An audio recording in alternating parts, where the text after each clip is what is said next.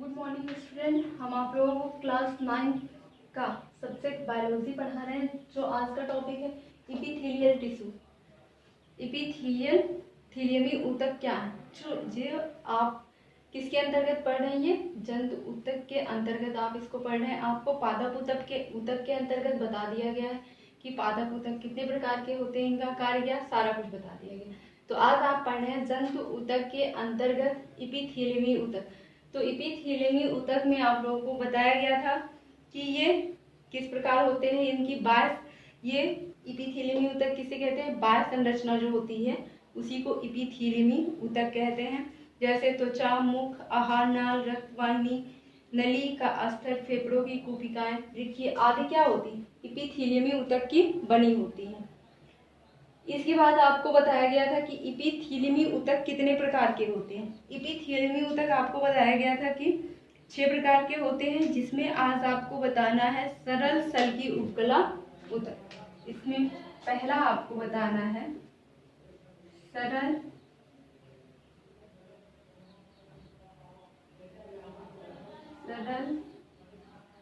सल्की उपकला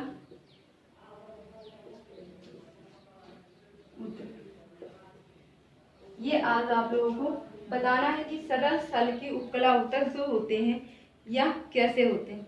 यह बहुत अत्यधिक पतले होते हैं। सरल सल्की उपकला जो ऊतक होते हैं अत्यधिक चपटे व पतले होते हैं।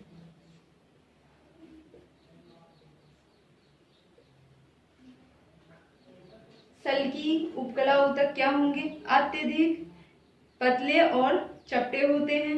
आहार नली तथा मुख का ये आस्तर बनाते हैं। आहार नली तथा मुख का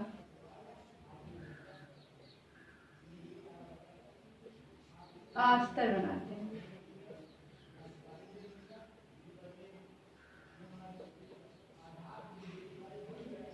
तो आहार नली किसे कहते हैं?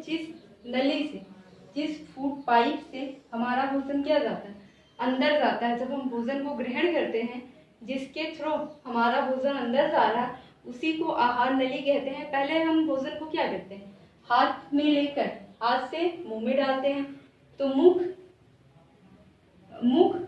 या मुंह कह सकते हैं का अस्तर बनाते। आहार नली सबसे पहले हम माउस में भोजन को लेते हैं और माउस के द्वारा हम उसको, बहुत सारी प्रक्रियाएं आती है जो आपके टॉपिक में नहीं है। तो फिर क्या होता है? मुंह से आहार नली में जाता है। आहार नली का ये जो आहार नली का अस्तर होता है क्या करती है? सरल सल्की उपकला उसका निर्माण करती है। जहाँ अवशोषण और श्रावण होता है वहां भी ये निर्माण का कार्य करती है। अवशोषण और श्रावण, जहाँ पे अवशोषण और श्रावण होता है वहाँ लंबी उपकला ऊतक कोशिकाएं मौजूद होती हैं।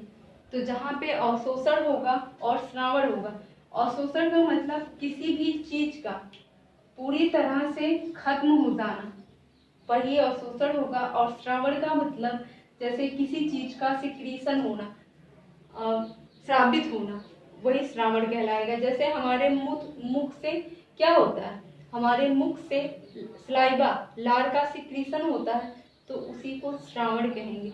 और हमारे इंटेस्टाइन में क्या होता है? भोजन का अवशोषण होता है, खपत होता है, एक फॉर्म से दूसरे फॉर्म में परिवर्तित होता है।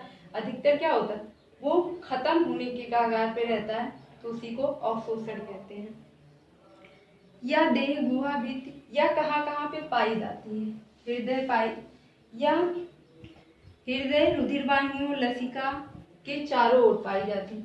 यह हृदय लसिका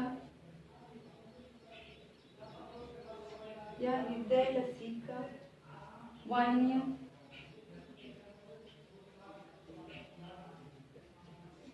फेफड़ों, ये हृदय लसिका वाहिनियों फेफड़ों के चारों ओर पाई जाती है। जहाँ पे हमारा हार्ट लोकेटेड होगा वहाँ पे पाई जाएंगी। जो लसिका वाहिनियाँ होंगी वहाँ पे पाई जाएंगी। जहाँ पे हमारा लंग्स, जो हमारे फेफड़े हैं जिसके थ्रू हम रिस्पायरेशन कर रहे हैं, ये वहाँ पर पाई जाती हैं। तो हम इसकी संरचना देख लेते हैं, इसकी संरचना किस प्रकार होती है।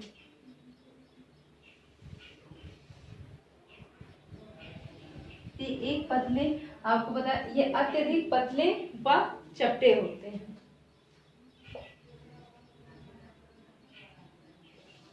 ये अत्यधिक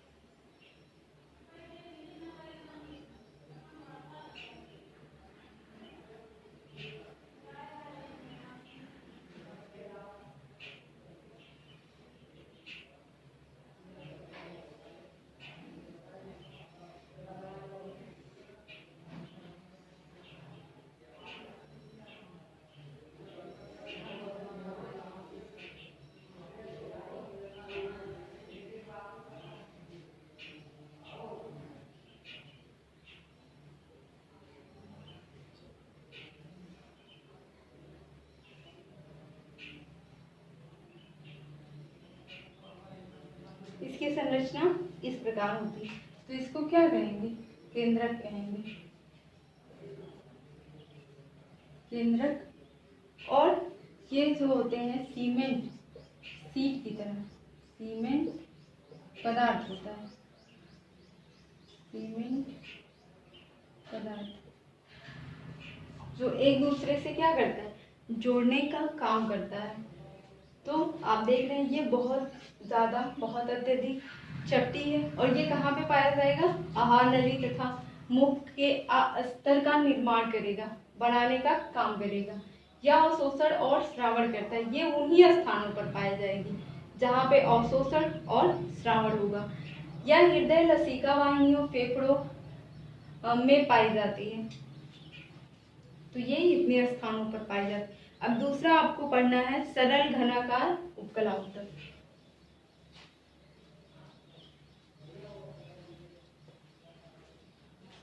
सरल घनाकार उपकला ऊतक। तो सरल घनाकार उपकला जो ऊतक होती है, यह श्वास नलिका में उपस्थित होते हैं। ये कहाँ होगी? ये श्वास नलिका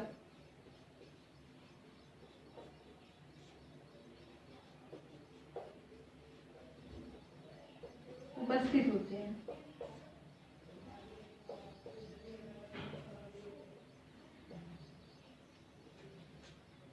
सरल घनाकार उपकला ऊतक जो होता है, यह श्वास नलिका में उपस्थित होता है। और यह वृक्क नलिकाओं, यह वृक्क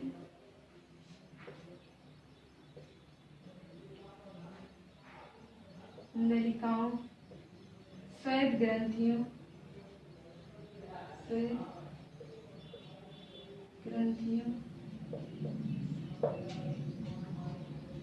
में पाया जाता है,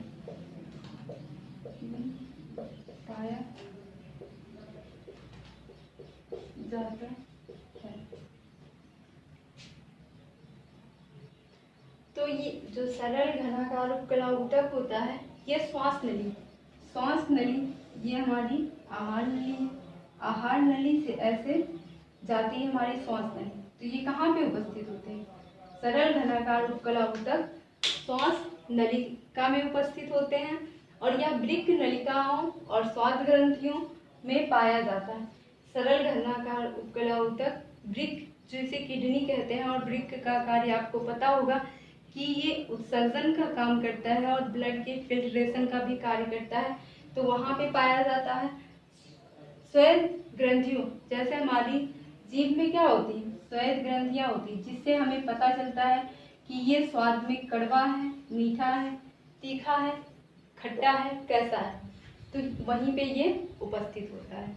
तो अब आपको पढ़ना है सरल स्तंभी उपकला ऊतक। तीसरा आपको पढ़ना है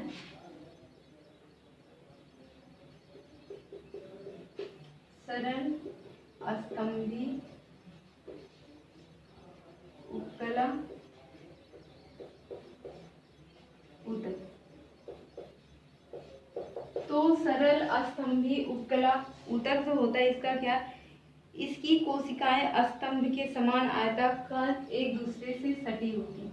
इसकी कोशिकाएं कैसी होती हैं? स्तंभी का मतलब स्तंभ के आकार का। इसकी कोशिकाएं स्तंभाकार, लंबी और एक दूसरे से क्या होती है? सटी होती, और एक दूसरे से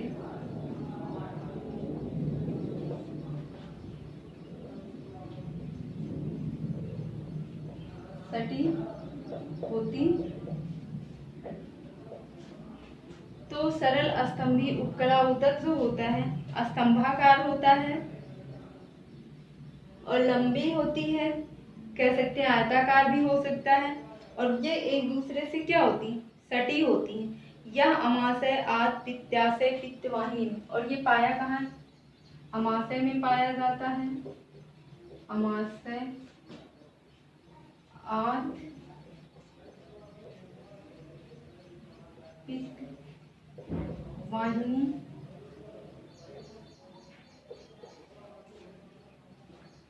ये अमाशय, आद, पित्त वाहिनी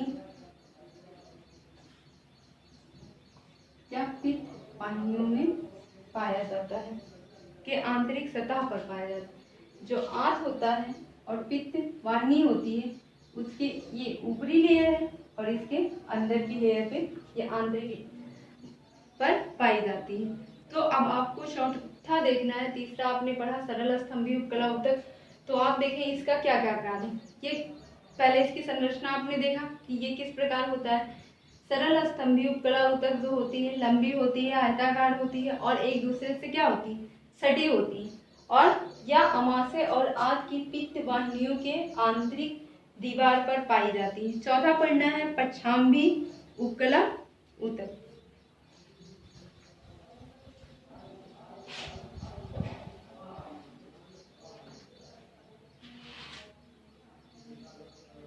चौथा है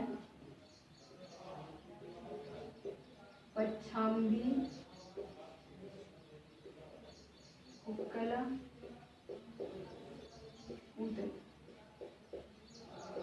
तो आपको पढ़ना है कि पक्षांभी उपकला ऊतक किसे कहते हैं। जब स्तंभाकार ऊतक में पक्षांभ की सतह पर बाल जैसे, आपको बताया गया था, स्तंभाकार होती है और ये आयत की संरचना में होंगी, लंबी होंगी, एक दूसरे से सटी होंगी, और इसी पर जब हेयर लाइन इस प्रकार रोए जैसी संरचनाएं आ जाएंगी तो इसी को क्या कहेंगे? पक्षांभी उपकला ऊतक कहेंगे, और इसे इपिथीलियमी भी कहते हैं। पक्षांभी के कारण जो इसमें रोए हैं, इसके कारण ये क्या कर सकता है? गति कर सकता है। ये क्या करते हैं? गति भी कर सकते हैं।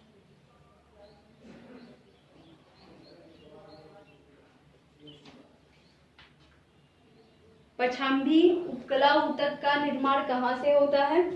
सरल स्तंभाकार उपकला से होता है, जो सटी हुई लंबी आयताकार होती हैं। उन्हीं के ऊपर छोटे छोटे बाल जैसे लोहे जैसे संरचनाएं आ जाते हैं। उन्हीं संरचनाओं को क्या कहते हैं? वही क्या कर लेती? पछांबी उपकला ऊतक का निर्माण कर लेती और पछांबी उपकला ऊतक का निर्माण करती हैं। फिर इसके बाद ये कार्य क्या करती है? ये जो ऊतक होता है, उपकला ऊतक, गति करने में सहायता करती है। जो ये पछांब होंगे, पछांबी के पास क्या पाया जाएगा? पछांब। ये क्या करेंगे? गति करने का कार्य करवाएंगे। इसके बाद आपको लास्ट बताना है पांचवा।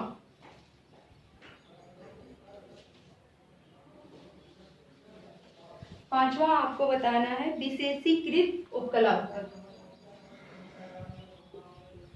विशेषीकृत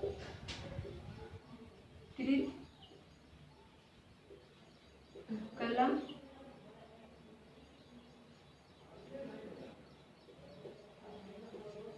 ऊतक।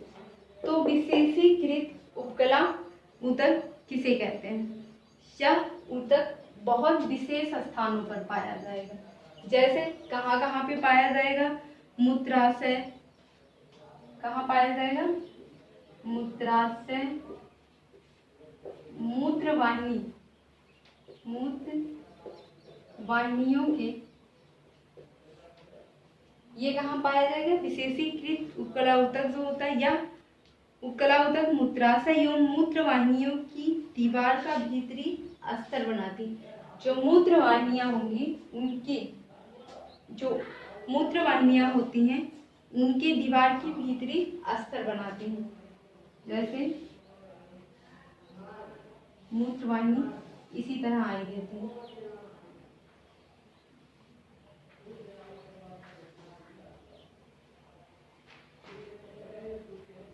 ये गॉल ब्लैडर होता है। यहाँ पे जैसे कह सकते हैं मूत्र की साइड, यहाँ पे मूत्र आके इकट्ठा होता है, और जब इकट्ठा होता है तो जब भरने लगता है तब मूत्र का परित्याग होता है। तो ये क्या करेगा? इसके आंतरिक अस्तर का निर्माण करेगा। विशेषीकृत उपकला ऊतक, विशेषीकृत का मतलब होता है ये कुछ विशेष स्थानों पर पाया जाएगा, सब स्थानों पर नहीं पाया जाता है। और यह दृष्टिपटल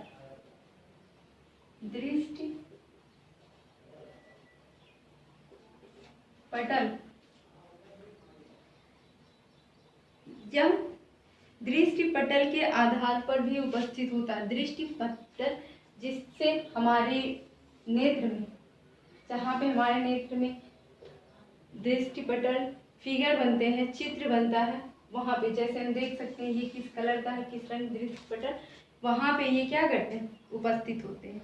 और ये नेत्रों की रेटिना पर भी पाए जाते हैं। नेत्रों के रेटिना। विशेषीकृत उपकला ऊतक जो होते हैं, ये नेत्रों की रेटिना पर भी पाए जाते हैं, दृष्टिपटल पर भी उपस्थित होते हैं।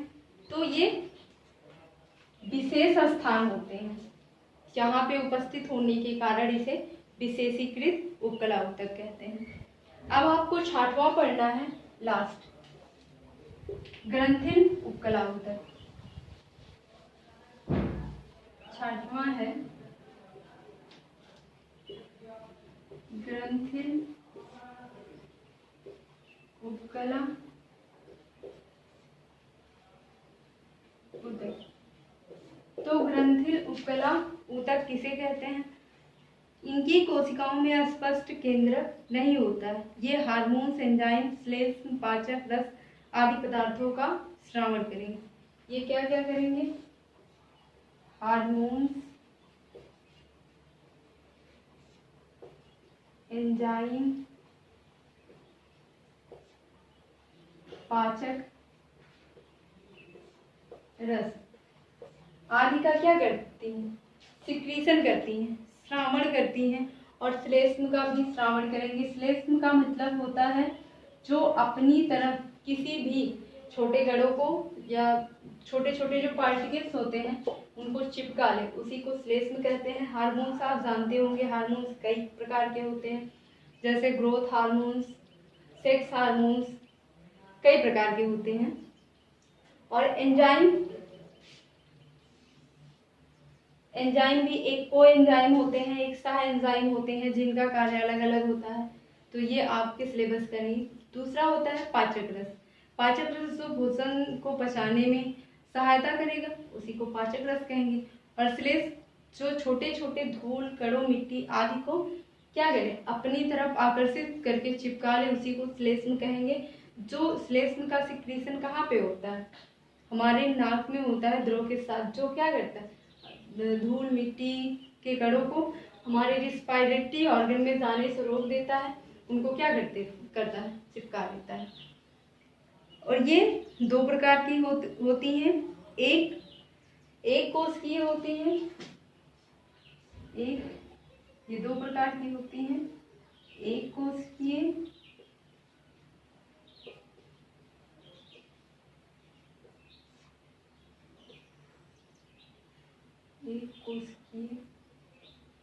ग्रंथि, एक कोशिकीय ग्रंथि, और दूसरा है बहुकोशिकीय ग्रंथि।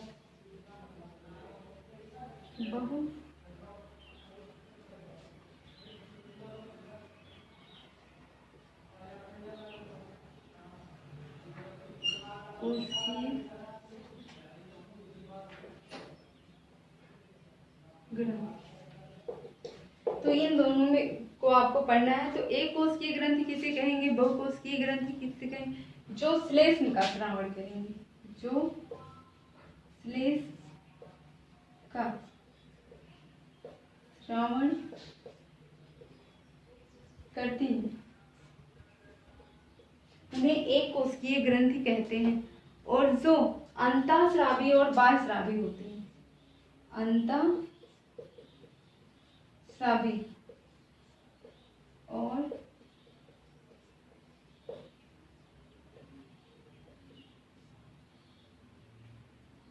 बाह्यस्रावी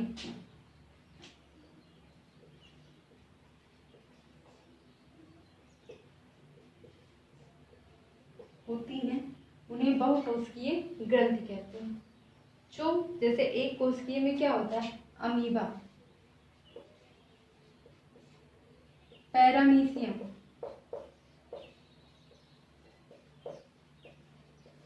एग्जाम्पल अगर इसका दे। और बहुकोशिकीयों में ह्यूमन आएंगे और डॉग आएंगे, कैट, ये सब आएंगे। तो एक कोशिकीय ग्रंथि क्या करेगी, ये सिर्फ श्लेष्म का श्रावण करेंगी। जैसे अमीबा होता है, अमीबा का आकृति किसी भी प्रकार का होता है, ये क्या करता है, श्लेष्म का श्रावण करता है। और श्लेष्म का श्रावण करके जो इसके आसपास जीवाणु होते हैं, जो इसके भोजन योग्य होते हैं, उनको अपनी दीवारों पर चिपका लेता है और चिपका कर ये क्या करता है, उनको ग्रहण कर लेता है। और बहुकोशिकीय ग्रंथि क्या होती है, अंतःस्रावी और बाह्यस्रावी, जिनमें एक्सोक्राइन और इंडोक्राइन दोनों प्रकार की ग्रंथियां पाई जाती हैं, उन्हें बहुकोशिकीय ग्रंथि कहते हैं। अब आपको दूसरा अब तक आपने पढ़ा इपिथीलियमी ऊतक के बारे में। इपिथीलियमी ऊतक के बाद अब आपको पढ़ना है संयोजी ऊतक, कि संयोजी ऊतक किसे कहते हैं।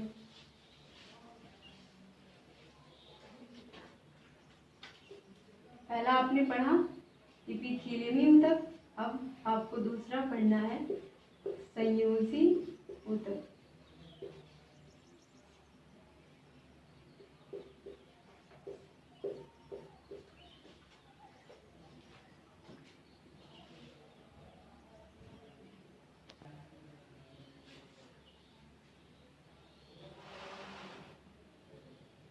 तो आपको पढ़ना है कि संयोजी ऊतक कितने प्रकार के होते हैं। पहला आपने एपिथेलियमी ऊतक पढ़ा, तो अब संयोजी ऊतक कितने प्रकार के होते हैं। सबसे पहले देख लेते हैं संयोजी ऊतक जो होता है इसकी उत्पत्ति कहाँ से होती है। संयोजी ऊतक की उत्पत्ति मध्य जनन स्तर से होती है।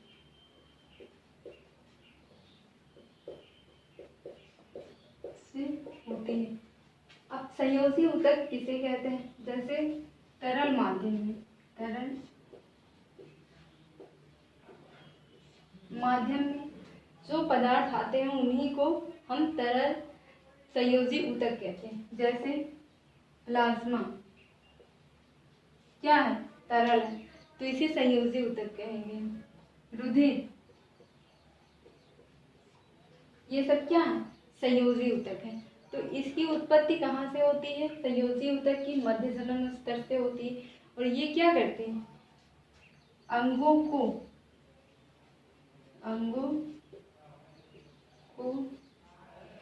परस्पर बांधे रखने का कार्य करते हैं, रखने का कार्य करते हैं।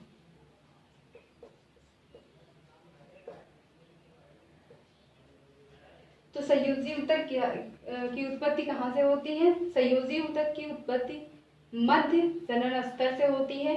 और संयोजी ऊतक किसे कहते हैं, जो तरल माध्यम में होते हैं, शरीर में हमारे भरे होते हैं द्रव माध्यम में, जैसे प्लाज्मा, रुधिर, इन सबको क्या कहेंगे, संयोजी ऊतक कहेंगे। और संयोजी ऊतक का कार्य क्या होता है, ये अंगों को परस्पर बांधे रखने का कार्य करते हैं। अब आपको देखना है कि संयोजी ऊतक कितने प्रकार के होते हैं। संयोजी ऊतक 3 प्रकार के होते हैं।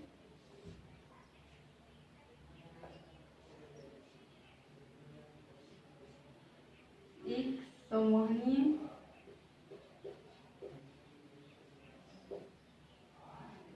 या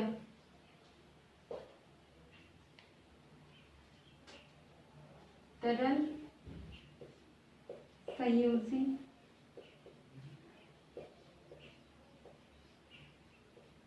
ऊतक। दूसरा है कंकालीय संयोजी ऊतक, कंकालीय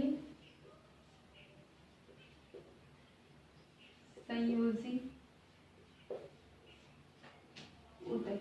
लास्ट है वास्तविक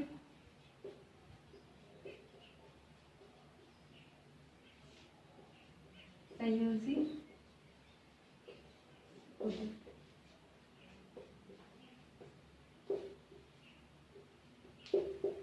तो संयोजी ऊतक कितने प्रकार के होते हैं, 3 प्रकार के होते हैं।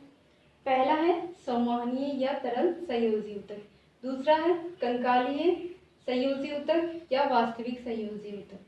तो संवहनीय ऊतक क्या है या तरल संयोजी ऊतक क्या है, कंकालीय संयोजी ऊतक क्या है, ये कितने प्रकार के होते हैं, वास्तविक संयोजी ऊतक क्या है, ये कितने प्रकार के होते हैं, ये आप लोगों को नेक्स्ट वीडियो में बताया जाएगा पार्ट 4 में।